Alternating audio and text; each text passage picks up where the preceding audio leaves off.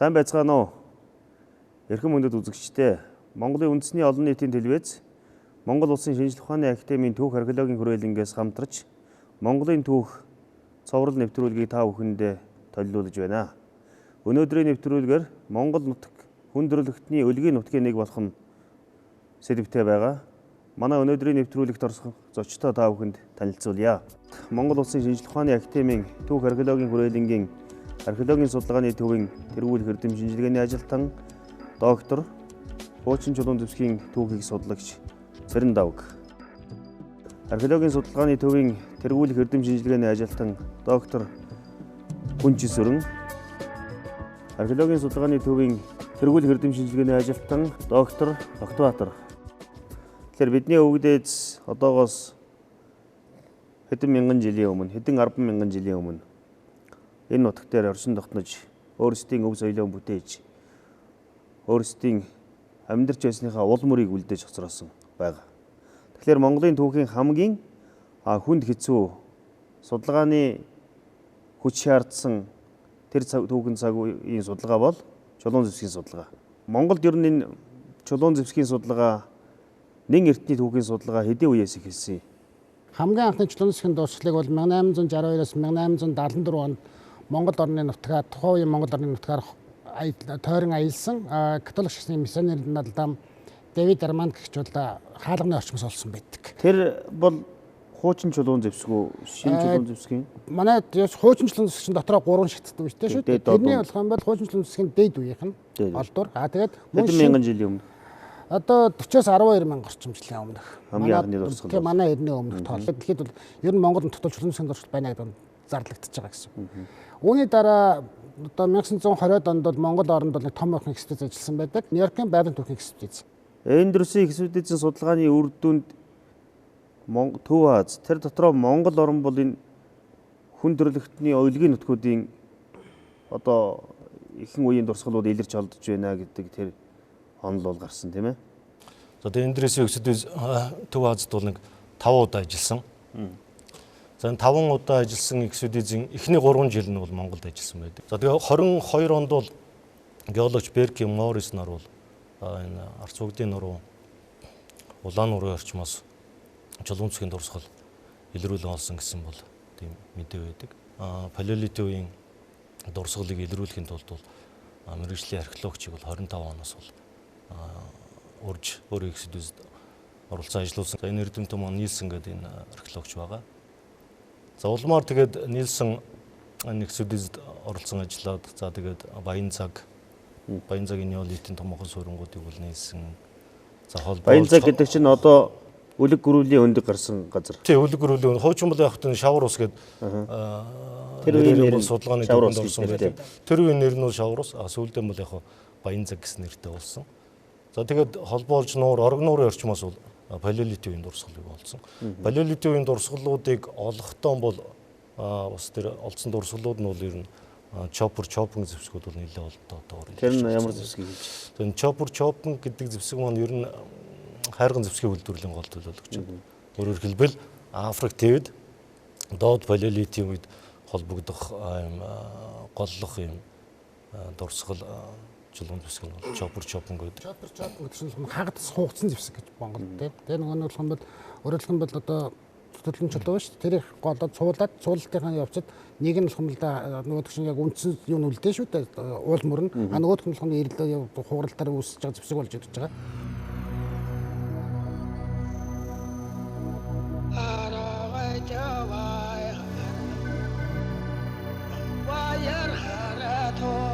Одоо тэр чулуун зэвсгийн эхний дурсгалууд нь Олдовын хавцал гэж одоо юуны Африкаас хамгийн анхны хүн үүссэн байж магадгүй тэр бууз суурьнгуудын нэг тэр дурсгал гарсан тийм ээ.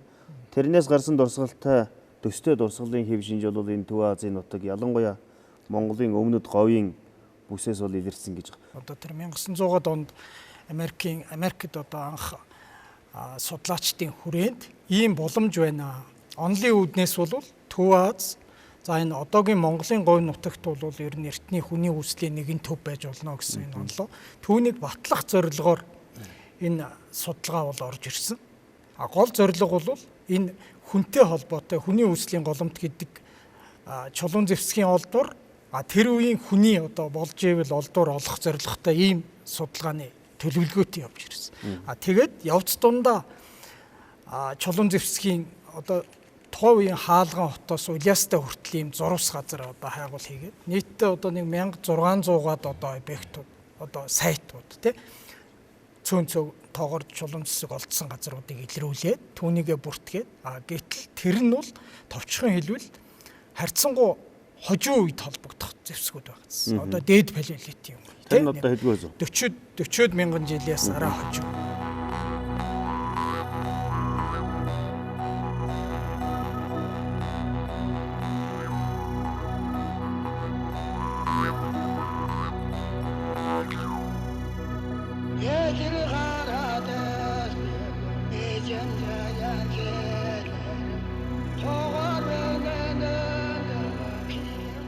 Тэр дунд бол арай хожуу үеих байж болох үлдц техникийг илэрхийлсэн олдворууд байсан боловч тэр нь бол харьцангуй цөөн тоотой байгааз. Гисэн хэдийгээр яг хүн үүссэн доод палеолитийн үетэй холбогдох одоо чулуун зэвсгийн олдворыг яг баттай олон тоогоор олж тогтоогоогүй ч гэсэн Эндрюсийн экспедиц бол хүн төрөлхтнийг тухайн үеийн шинжлэх ухаанд бол одоо том нээлтүүд хийснийг бүгд мэдж байгаа. Тэр дундаа Монголыг бол дэлхийд таниулсан. Ерөөсөө Монголын эртний түүх. Энэ Монголын говь, Төв Азийн говь нутаг бол байгалийн түүхийн хувьд одоо маш том бүс нутаг байна. Тэр үлэг гүрвлийн олон өндгийг илрүүлсэн, тийм ээ. Үлэг гүрвлийн одоо хүртэл алдартай тийм олдвор өхий бүс нутгийг шинжлэх ухааны эргэлтэнд оруулсан нь үлэг гүрвэл өндгөлдөг гэдгийг тэндээс анх баталж дэлхийд гаргаж ирснээр энэ экспедицийн түүхэн гавь. Тэгээд нөгөө талдаа хүний үүсэлтэй холбоотой тэр судалгааны одоо эхлэлийг тавьж тий Төв Аз, Монголын нутагт одоо хүртэлх энэ судалгаа бол бас үргэлжилж байгаа гэж хэлж байна.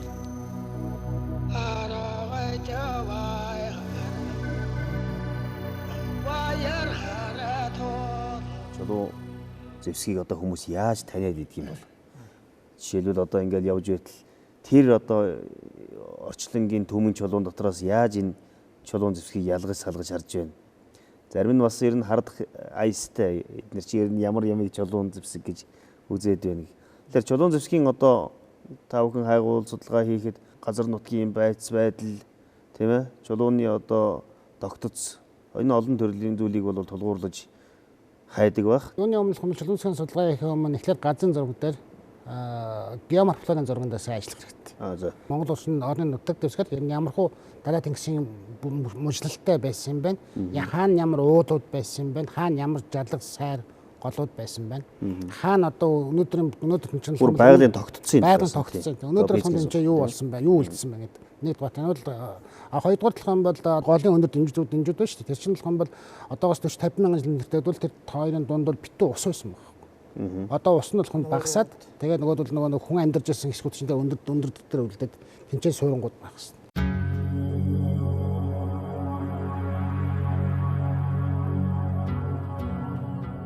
Үлэг гүрвэл бол хэдэн сая жилийн нэг одоо байгалийн өөрчлөлтийн үр дүн 70-80 сая 30 одоо хамгийн залуу үлэг гүрвэлийг миний сонсгож 60 сая тийм ээ. Гэтэл хүний гараар бүтээгдсэн энэ соёлын өв бол бидний мэдж байгаагаар 1 сая хүрэхгүй жил. Тэгээ одоо Монгол нутагт байгаа тийм. Ерөнхий гол үндэстэй юу нь бол нэг 30-40 мянган жилийн өмнөх ихэнх олддог дурсгалууд тийм ээ. Ер нь дээд палеолит. Тэгэхээр энэ бол саяхны юм шиг харагдаж байгаа байгалийн үетэй харахад. Хүн төрөлхтний хувьд харахад бол одоо бас тодорхой хугацаа. Хүний гэтэл тэр үед одоо олдсон хадны зурагнууд. Ялангуяа одоо хойд цэнгэрийн агуйн хадны зураг гэж гайхалтай тийм ээ. Энэ дотор бол одоо Монгол болон энэ Төв Азийн нутагт байхгүй хангамтад дурсгалууд хадгалагдаж байгаа. Ховд аймгийн Манхан сумын нутаг, хойд цэнгэрийн агуйн улаан цосон зургууд. Энэ дээр бол Арслан зааны одоо зураг. Тэмээ Хяруулын зураг одоо тодорхой мэдэгдэж байгаа. За Баян Хөлгийн аймгийн Улаан хус сумын цагаан салаа Цагаан, бага тий. угрын хадны зураг дээр бол мөн Нөгөө Арслан зааны ЮНЕСКОгийн өвд бүртгэгдсэн тийм ээ. тэнд бол хамгийн эртний үеийн одоо Арслан зааны дүрслэл бол бас байгаа. За Дорнд Монголд Хинтээ аймгийн Бэндэр сумын нутаг Аршаа хадны одоо дурсгал дээр Арслан зааны бас нэлээд бодтой одоо энэ харагдж байгаа. Арслан зааны дүрсийг дүрсэлсэн байгаа. Болтлагын явцад одоо савагт хэрсний яснаас үлдэгдэл гарсан байгаа. За эргэн Аршаа хадны хажуугийн ханаа хадан дээр газраар байгаа хадан дээр бол 3 тонны одоо савагт хэрсний дүрсийг бол маш тодорхой сэлж үлдээсэн байгаа. Энэ дурсгал, энэ дүрслэлүүд бол энэ баруун Европын одоо тэр палеолитийн урлагийн гайхамшиг гэдэг тэр сэлмэл зургууд, зосон зургуудтай нэгэн цаг үед холбогдох. Ач холбогдлын хувьд бол үнэхээр одоо энэ Азийн бүс нутгаас олж байгаа энэ одоо гайхалтай дурсгалууд. Өөрөөр хэлбэл Монгол нутгийн эртний үеийн одоо Тэгэхээр Монгол нутаг бол илэрхийлэх хүндрэлтний одоо урлагийн нэг том голомтын нэг тийм ээ. Түүний Хүндрэлтний үүсэл, хүндрэлтний одоо соёл иргэншлийн нэг голомтоос гадна урлагийн одоо том төлөөлөл болсон гэдгийг одоо энэ зураг маань харуулж байгаа. Тийм ээ. Тэгээд түрүүнд их сонин юм харагдаж байгаа юм.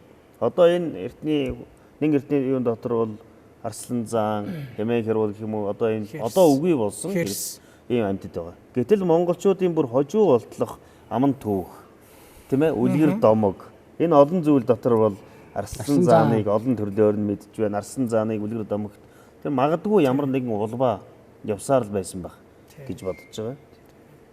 Тэгээд сүүлийн малтлагаас ч гэсэн одоо бидний хийж байгаа Сэлэнг аймгийн ерөө хөдөр орчмын бүс нутгийн хайгуулын явцад тэнд төмөр зам барих гээд далны шороо засж явах явцад шинээр Арслан зааны соёос тий хэд хэдэн удаа бас илэрсэн тохиолдлууд байгаа.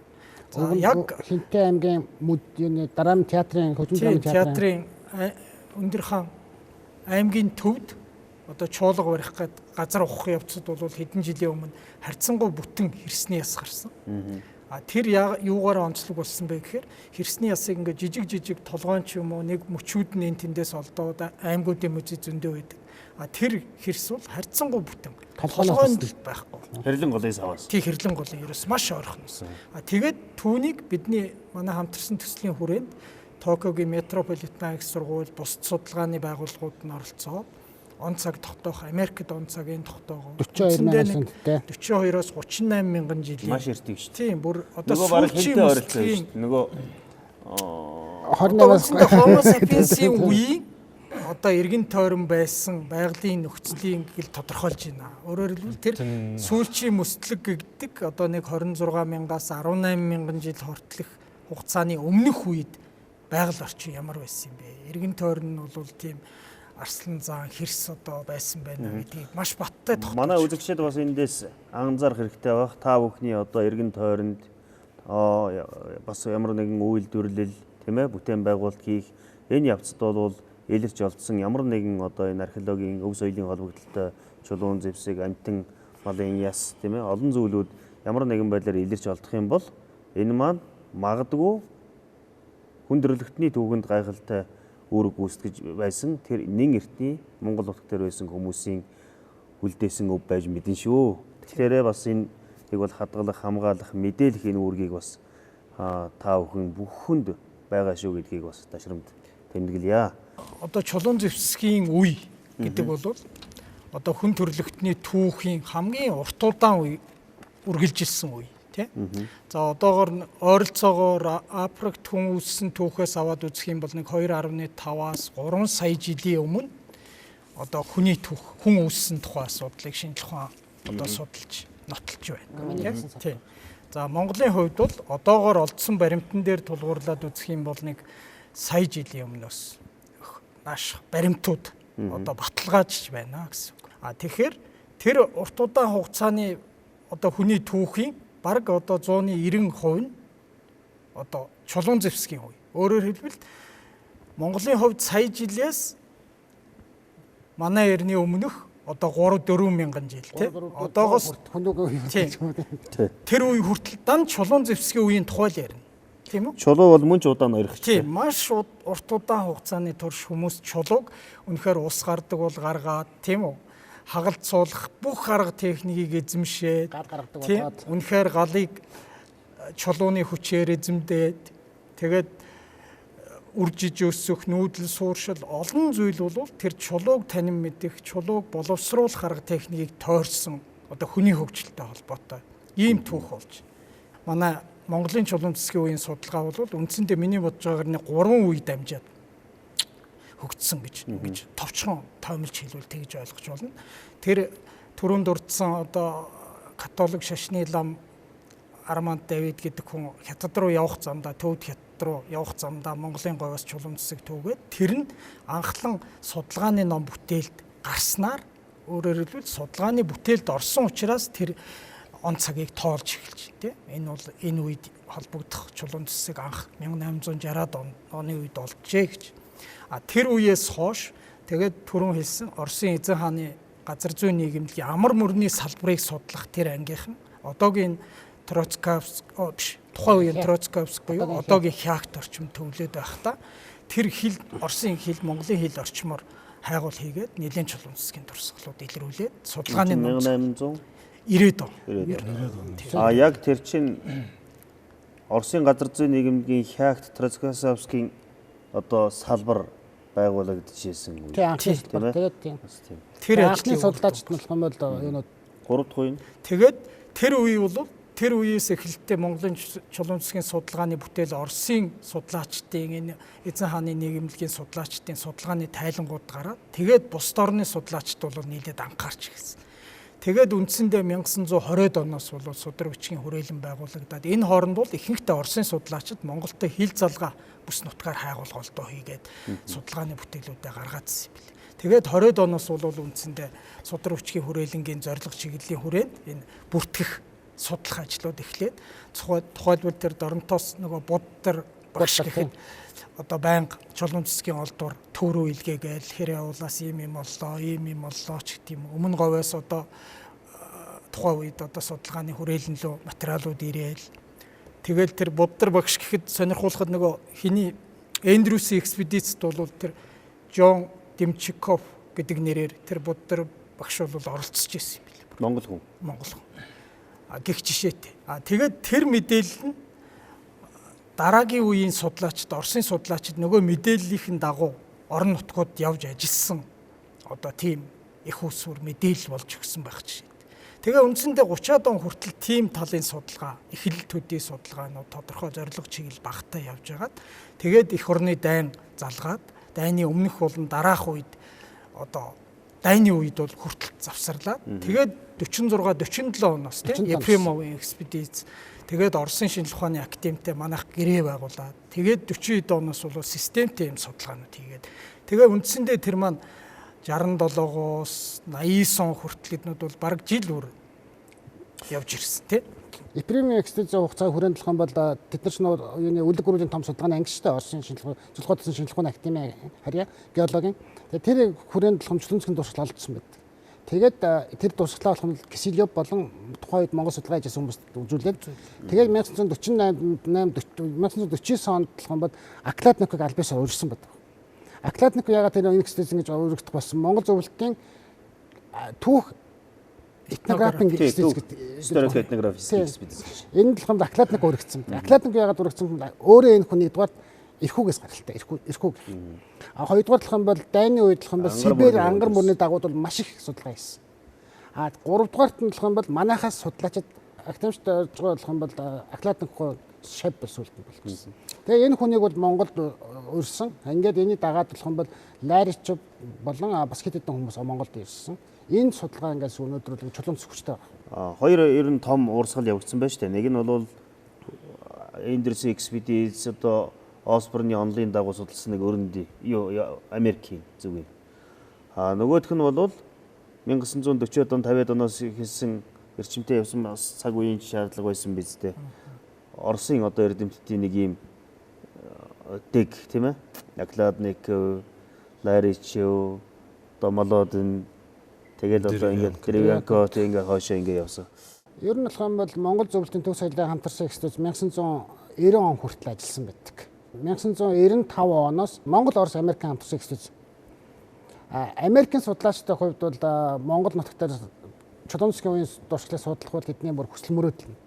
Яг гэвэл анхны томоохон палеолитийн суурин бол Америкчууд нээсэн. Оросууд бол угаасаа ойлгомжтой 1920 оноос хойш ажилласан. Тэгээд би танарт нэг зүгээр сонирн болгоод хэлэхэд Монгол, Орос, Америкийн хамт улсын экспедицийн Америкийн талын удирдагч Ойлсон гэж Аризоны их сургуулийн профессор. Энэ хүн 1974-75 онд оюутан байхдаа Америкт оюутан байхдаа ширэн дууга захивсан байна. Академи ерөнхийлөгч. Академи ерөнхийлөгч. Монгол Улсын шинжлэх ухааны академи ерөнхийлөгч ширэн дуу танаа. Би энэ чулуун зүсг судалдаг юм хүн байна. Тэгэхэд Монгол судалгаа хиймээр байна. Танад бололцоо олгооч. Тэгээд одоо яг хоёр орны хувьд бол юм хамтын ажиллагааны юм алгалтай байхгүй байна. Одоохондоо гэтээ ирээдүйд бий болох байхаа.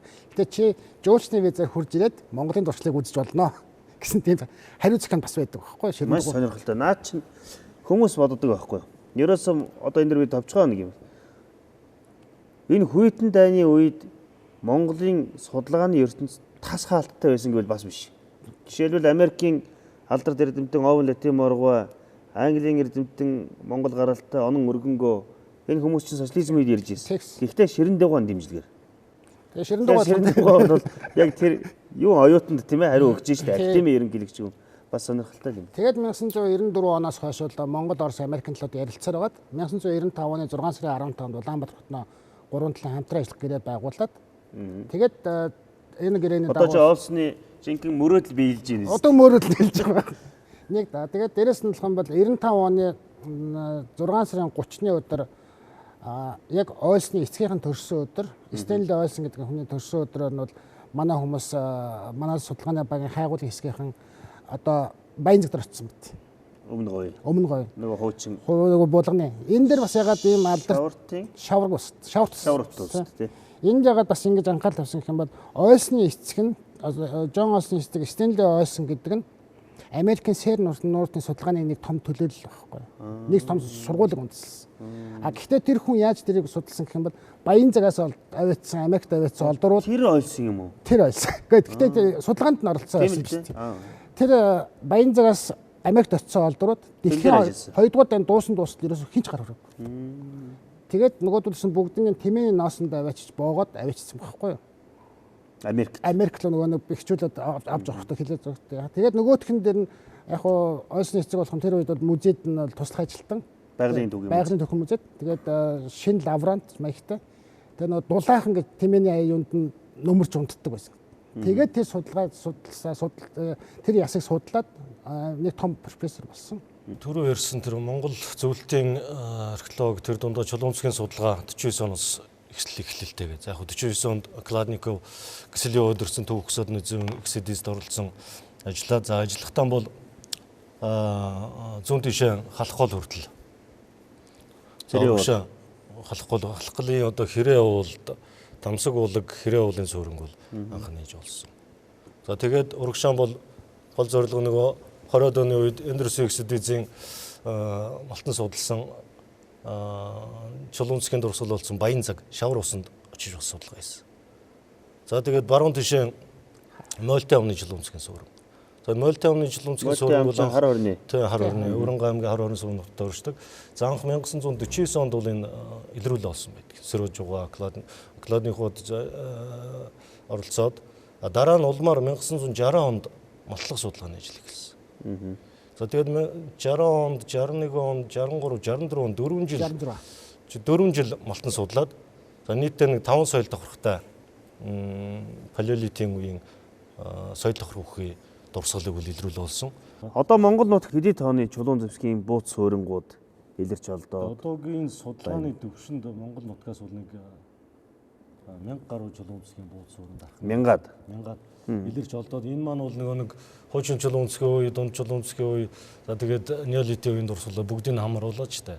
Тэдгээрээс нэг яг доод палеолит үе буюу бүр эртний хүний өсөлттэй холбоотой суурин бол нэг 30 орчим л олдоод байгаа. Энэ бол яг тэр 1000 бууц суурин, 1000 гаруй бууц суурингийн хувьд бол харьцангуй бага тоолдоо.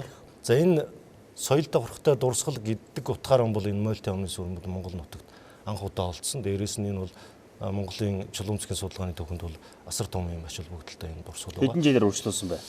За Монгол яг тухайн судалгааны дүнд бол яг тухайн үед бол хөрсний дээжинд лабораторийн шинжилгээ гэдэг юм болцооч байгаагүй.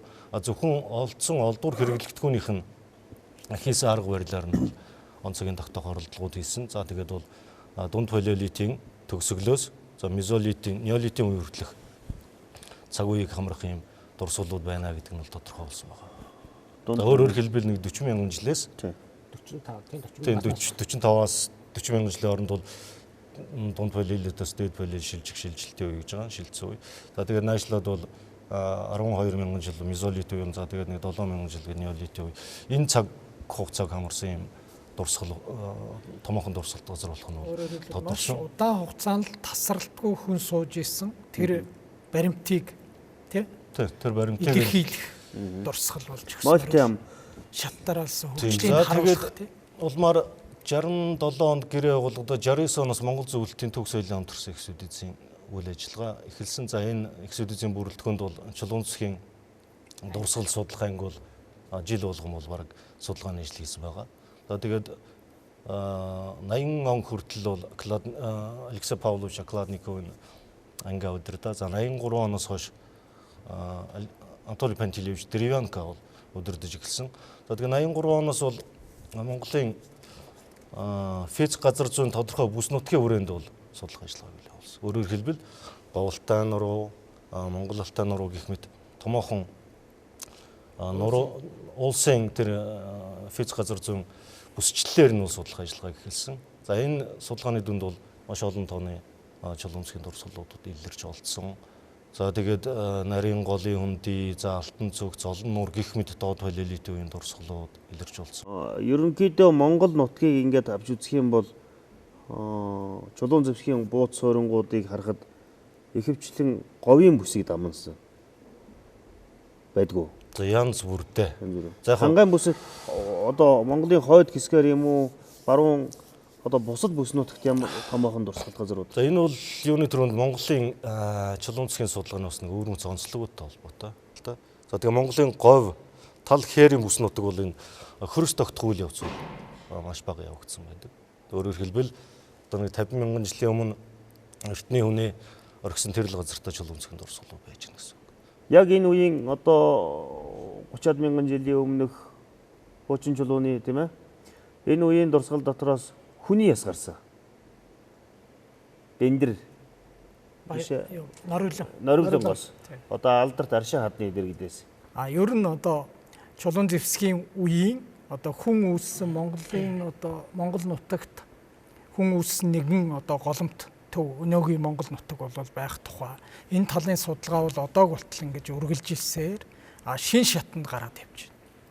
Үндсэндээ түрүүнд дурдсан 90-ад оноос хойш бол олон орны судлаачид одоо Монголд ажиллаж байна. Яагаад Монголд ажиллаж байна вэ гэдээ бас бодох хэрэгтэй. Энэ маань өнөөгийн зөвхөн Монгол улсын нутаг дэвсгэр дотор байгаа бидний эрт үеийн түүхийг тодруулна гэхээсээ энэ маань бүс нутгийн Азийн хувьд Зүүн Азийн нэн эртний түүхийг тодруулахад манай улсын одоогийн Монгол улсын нутаг бол нэг чухал зангилаа бүс нутаг болж байгаа.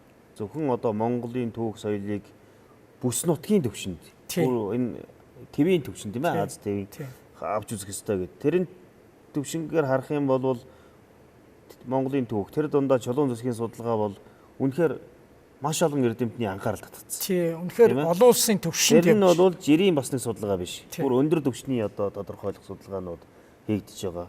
Тэгэхээр нөгөө талаас энэ маань Монголын нэн эртний түүхийг судлахаас гадна Монголыг дэлхийн нийтийг сонирхол татах. Тийм ээ. Одоо метрополитен их сургууль юм уу? Америкийн их сургууль юм уу? Сөүлийн их сургуулийн судлаач. Бид нэр ингээд ороод ирэхээр Монгол бол үнэхээр л нэг хүндрэлтний голомт нутгийн нэг байх, түүнийг илүү нотлох нэг сонирхол яваад байна тийм ээ. Ерөнхийдөө энэ судалгаа маань мэдээж үеийн үед л хүний улмөр, хүний яс тийм хүний үлдэц юу вэ? хайж ирсэн. Гол зорилго бол бас тийм ээ. Чулуун зэвсэгтэй хамт хүний ямар нэгэн мөч ч юм уу, хурууны яс олдох нь уу, үлдсэн олдуур олдох нь уу гэдэг энэ судалгаа бол үеийн үед та нарын бас нэг мөрөөдөл байсан биз дээ. Гэтэл үндсэндээ 2006 он хүртэл бол Монгол нутагт одоо олдсон чулуун зэвсгийн олдуур бол Тамсаг булгийн неолитийн одоо бууд суурин газ гарсан оршуулгын олдуур тий. За ойролцоогоор одоо сүүлийн онцаг бол нэг 6000 8000 5000-аас манай толны 5500-аас 6000 гэж хэмжлэнтэй. 8000 одоогоос 8000 орчим жилийн одоо эртний хүний ясны олдууртай байсан. Гэтэл 2006 онд бол тэр санамсаргүй байдлаар тухайн үед бол Хинтээ аймгийн Нориулын сумын нутаг Салхит гэдэг газраас алт ухж исэн талбайг сүүлд нэнжа нар ороод ухах явцдаа алдсан. Эртний хүний гавлын яс. Одоо энэ зурган дээр бол маш тодорхой одоо харагдаж байгаа. Энэ бол Монгол нутгаас олдсон ямар боловч Homo sapiens буюу одоо ухаанд хүний цорын ганц бол хамгийн цорын ганц бол. Тэгээд энэ олдсноор үнэхээр одоо олон орны судлаачдыг эргэж одоо Монгол руу ялангуяа хүний яс олдох боломжтой бүс нутгуудад судалгаа хийх ийм одоо үрэлж дуудсан гэх юм. Одоо болтол энэ ясны судалгаа бол наривчилсан судалгаанууд Америкийн, Францын, Солонгосын, Японы, Германы олон лабораториудад дээж авч харьцуулах, янз бүрийн сканууд хийж судалгаа хийгдсээр байна. Тэгээд товчхон хэлбэл үндсэндээ нэг 28-аас 20 мянган жил бол баттай, тийм үү? Он цагууд бол янз бүрээр ингээл гаргаад. Гэхдээ 28 мянган жилийн одоо ясны олдуур Монгол нутгаас олдно гэдэг бол бас гайхамшигтай. Одоо тэгэхээр бараг тэр үедээ ойролцоо хүний яс олдсон энэ бүс нутагт бол Лав Казахстанд байхгүй, Кыргызстан, Төв Азийн улсуудад байхгүй. Хятад баг. Хятад бол Синантроп. Синантроп байна тий Пекин мэн тий. Бусад одоо энэ юунд алс дорн юм энэ бүс нутагт олдоог байгаа. Алс дорнд бол байхгүй.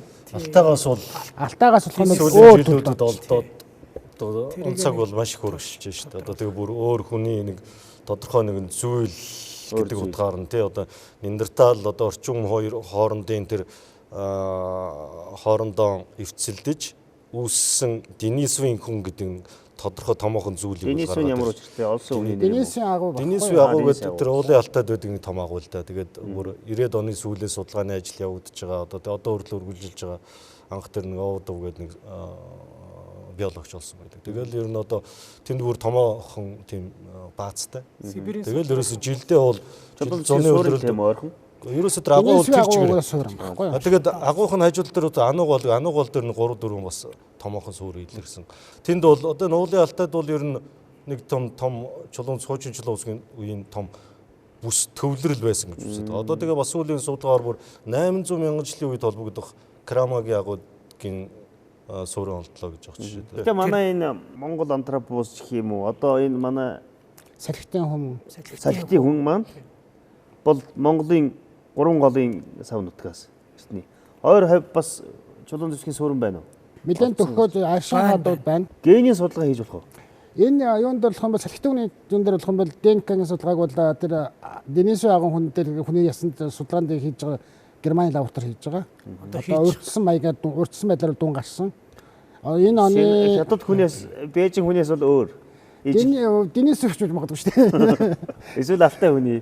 Ер нь 3 л олдоод байгаа юм шүү дээ. 3 алтай хүн, Денисовын хүн гэж 2 янзаар нэрлээд яг уу. Ер нь бол алтай хүн гэдэг нэр бол бас явах ёстой л байна гэж.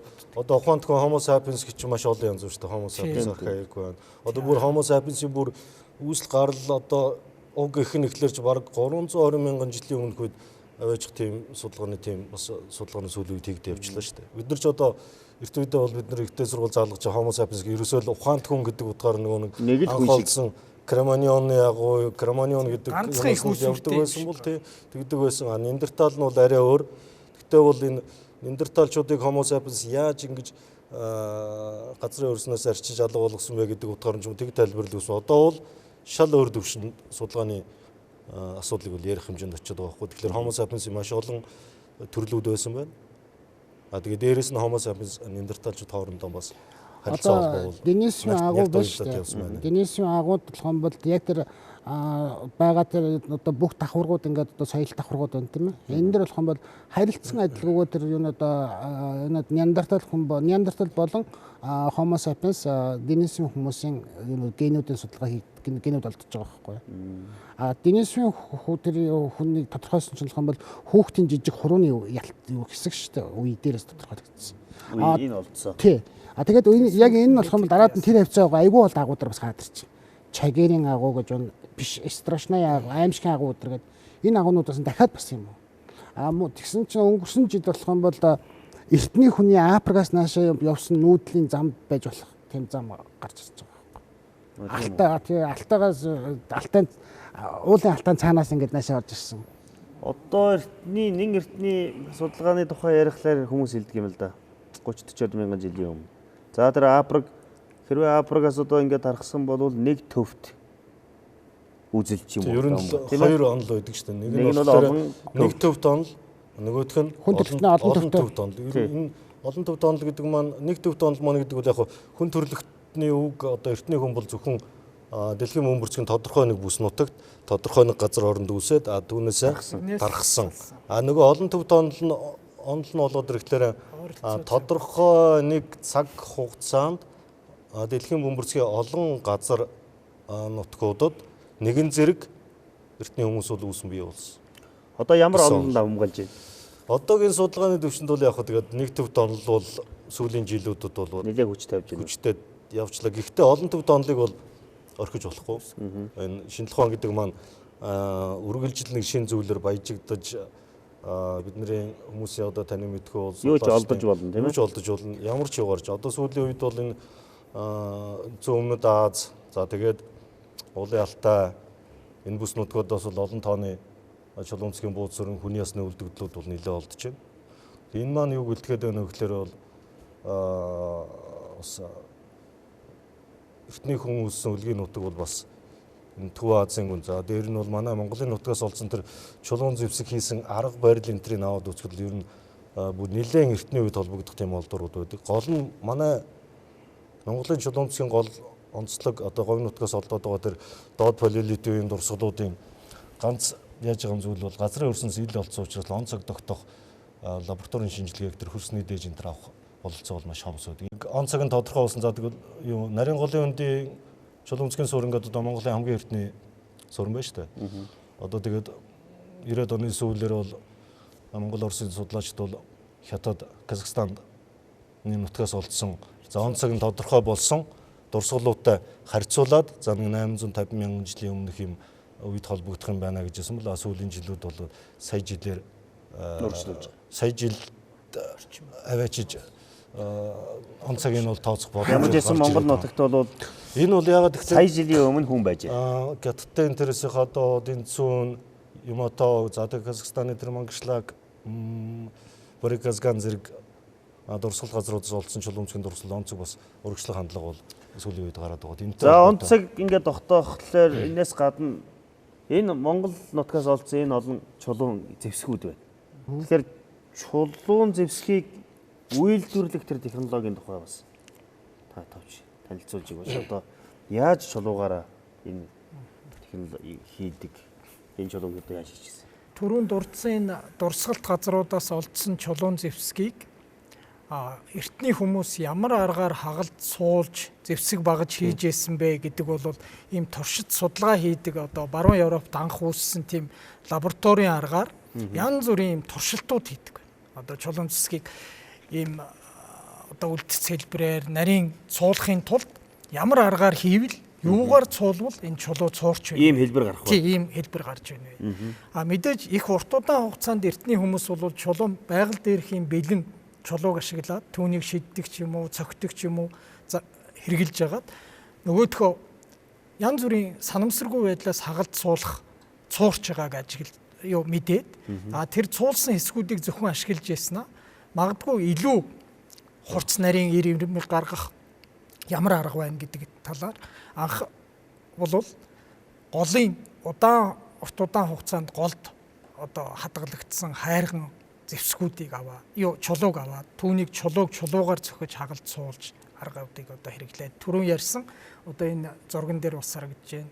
Хайрган хугдас чопинг зэвсгүүд одоо тэр Европ Африк төвд одоо нэн эртний үед холбогддог ийм одоо хугдас зэвсгүүдийг одоо хагалж цуулах аргуудыг бий болгоод түүний дараа бол үндсэндээ дунд чулуун зэвсгийн үеэс доод палеолитийн сүүл дунд үеэс чулууг одоо хагалж цуулах одоо шинэ аргуудыг одоо бий болгосон. Ер нь бол дунд палеолитийн үед одоо чулууг нарийн одоо цуулах одоо ийм хурц ирмэг гаргаж одоо үзүүр мэс хэлбэрээр одоо тэр ливалвагийн гэгдэх одоо Европт нэрлэгдсэн тэр аргаар одоо үзүүр мэс хэлбэрийн цуултсуудыг одоо бий болгох. Тэхийн тулд чулууга одоо яаж цохилтын талбай бий болгоод түүн дээрээ одоо ямар цохилтоор үнийг одоо хагалт суулж ирсэн бэ гэдгийг бол лабораторийн төвшөнд бол үндсэндээ тогтоосон байна. Тэгээд он цаг одоо урт удаан он цагийн туршид энэ чулууг цуулах арга ажиллагаа бол мезолитийн үе, неолитийн үеийг дамжаад үнэхээр одоо маш нарийн болсон одоо ийм цуултын аргуудыг одоо бий болгосон. Ийм жишээтэй. Одоо чулуун зэвсгийн суурингуудыг бид нэр үзэж байна л да. Ярахад очоод юм уу ингээд нэг юм уулыг тойроод үзэхлээр битүү чулуун зэвсэг янз бүр. Одоо мойлт яам. Тэрийг ингээд юу гэж боддогдож байна гэхээр хүмүүс бол бүгд суугаад л одоо чулуу цайлаад суугаад байсан юм уу? Эсвэл тодорхой энэ чулуугийн чинь зэвсэг болгодог үйлдвэрлэлийн одоо газрууд байсан уу?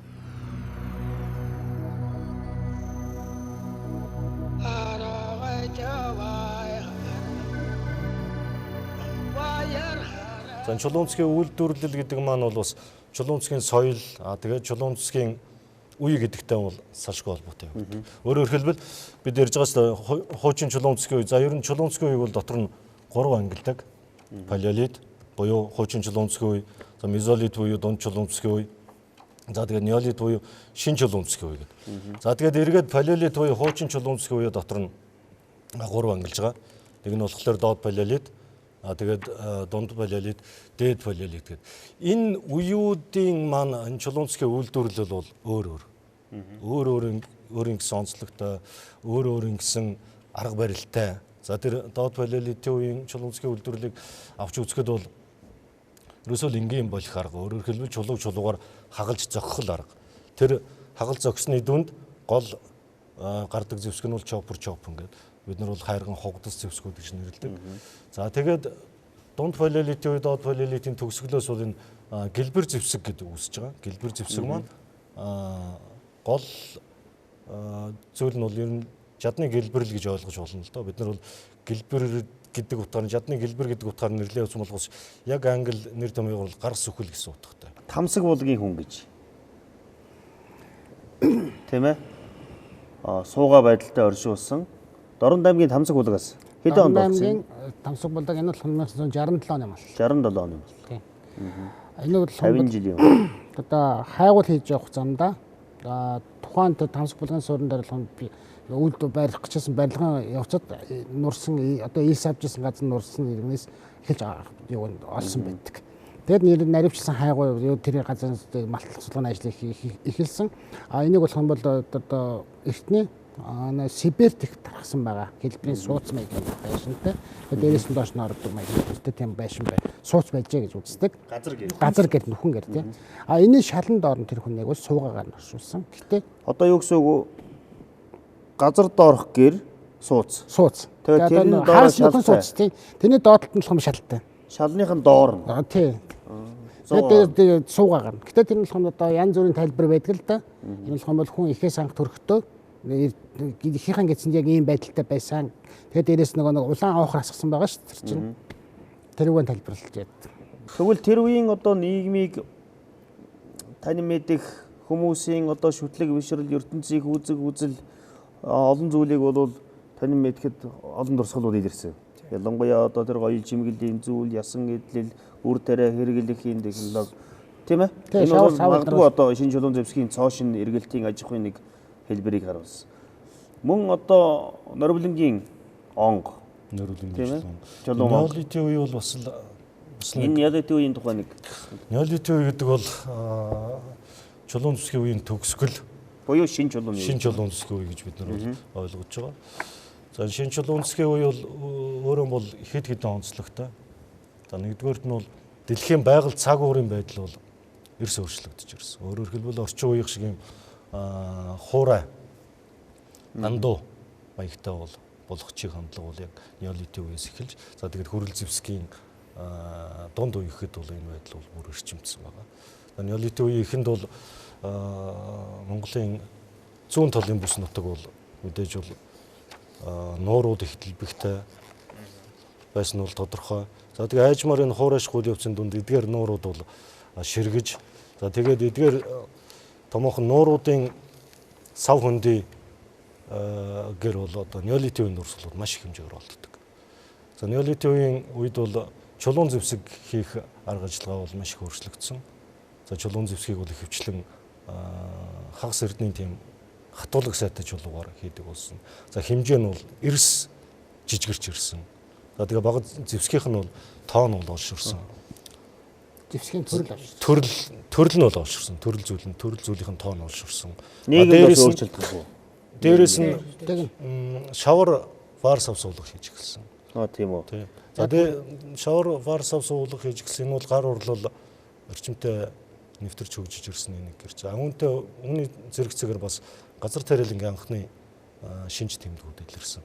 За энэ бүхнийг бол нэгтгэхэд бид нар неолитийн хувьсгал гэж нэрлэдэг. Өөрөөр хэлбэл шинэ чулууны хувьсгал хүчинд бол шинэ чулуун зүсгийн хувьсгал үйлдвэрлэлийн хүчинд гарсан нэг ёсны цоошин эргэлт болсон энэ үйл. Наадах чинь нэг сонирхолтой байна. Одоо хүмүүс бодож байгаа монголчууд бол нүүдэл чинь хардаг. Нүүдлийн нийгмийн одоо баг сонгодог хэлбэрийг авч үлдсэн. Тэгэхээр неолитийн үе гэж хэлээд байгаа энэ шинэ чулуун зэвсгийн үе 5-8 мянган жилийн өмнөх. Тэгэхээр энэ үед одоо аж ахуйн хэлбэрийн аль нь төрүүлж байсан гэж судлаач үзэж байгаа. За мэдээж бол энэ бол уламжлалтай ан агнуур бол. Ан агнуур. Энэ бол ан агнуур бол голно гэдэг нь ойлгомжтой. За агнуур голж байсныг илэрхийлэх ном сумны зэвнүүд их болдог. За энэ нь ан агнуурт бол холын тусгалтай зэвийг бол зэвсгийг бол анх хэрглэж. За мезолитийн үед бол эхлэлийн төдий байж хагаад за неолитийн үед бол бүр өргөн хэмжээгээр хэрглэж ирснийг бол баталж байгаа. За дээрэс нь газар тариалан өөрөөр хэлбэл бас сонгодог газар тариалан биш бас нэг игэл тариалан эрхлэх юу бол явагдаж байна. Одоо Зогтбаатаргоо та бүхний судалгаан дотор бас олон сонирхолтой. Ялангуяа таны одоо судалдаг дунд чулуун зэвсгийн том эргэлт хийсэн. Одоо шилжилт тийм ээ урагшаа явах шинжилгээр одоо гал олон зүйлийг бол одоо хэрэгжилж эхэлсэн. Дээрээс нь та бүхний судалгааны лабораториудад одоо хадгалагдаж байгаа маш олон төрлийн зэвсэг чулуун одоо зэвсгийн төрлүүд байна. Энээс гадна аж ахуйн холбогдолтой олон зүйлүүд байгаа. Хата одоо жишээлбэл энд ингээд уурн өдүүр газар тариалан гэрхэлж байсныг гэрчлэх энэ зүйлсүүд бол байна. Нэрийн талаарх судалгаа нь. За неолитийн үеийн одоо чулуун зүсгийн судалгаа Монгол нутагт одоо хайгуул судалгаа бол Монголын бүх аймаг сумдын нутгаар одоо ихэнхдээ неолитийн судалгаанууд дурсгалт газрууд бол илэрсэн байна. За эдгээрээс ялангуяа зүүн дорнд Монголын бүс нутагт одоо төлхөө түрүүнд дурдсан неолитийн оршуулгууд илэрч саяхны хүртэл 2006 оны хүртэл бол хамгийн эртний гэжсэн хүний олдуурууд бол тэр бүс нутгаас байсан. Тэр Доронтын булган сумын Норвлон уулын бас одоо бош неолитийн бош тэр бол маш баялаг одоо олдууртай. Өөрөлдвөл олон зуун сувсан зөөлтүүд хутганы зуулга ихтэй чулуу суулгацсан ясыг хутга хэлбрээр засаад тэр чулууг одоо ир болгож нарийн байдлаар ингээд зуулга ир болгосон хутга олдсон.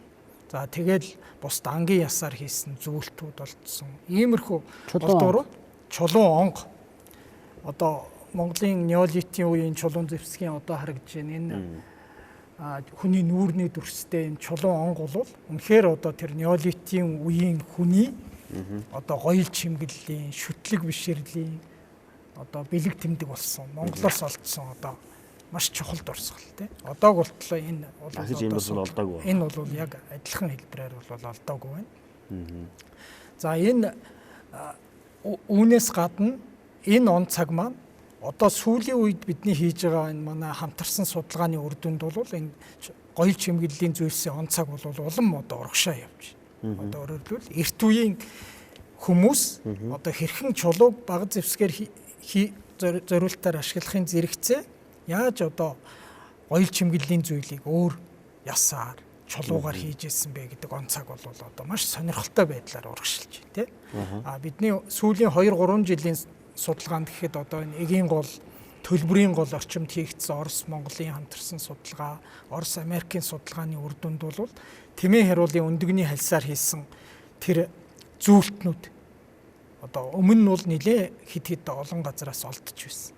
Тэр он цаг бол ихэнхдээ нэг 28-аас 30 мянган жил тийм давхаргуудаас гарч ирсэн бол сүүлийн одоо 17 16 оны малтлагаас гарсан тэр соёл давхаргатай он цаг бол 45 мянган жил, 50 мянган жил. 50 мянган жил. Одоо сүүлийн үеийн тэр сүүлд олдсон ясан зүйлт чулуун зүйлтийн идэрсэн он цаг бол магадгүй 50 мянган жил байж магадгүй гэсэн он цаг. Магадгүй ч гэж тэр давхарга нь тэр он цагийг. Тэгэхээр одоогоос 50-д мянган жилийн дэртээ энэ гоёл чимгэллийн зүйл хийж ийж гоёл чимгэллийн зүйл чулуугаараа бас хийж ийж тий чулуу тэр үедээ амьдарч байсан амьтан тийм биз дээ Тэмээ хариул.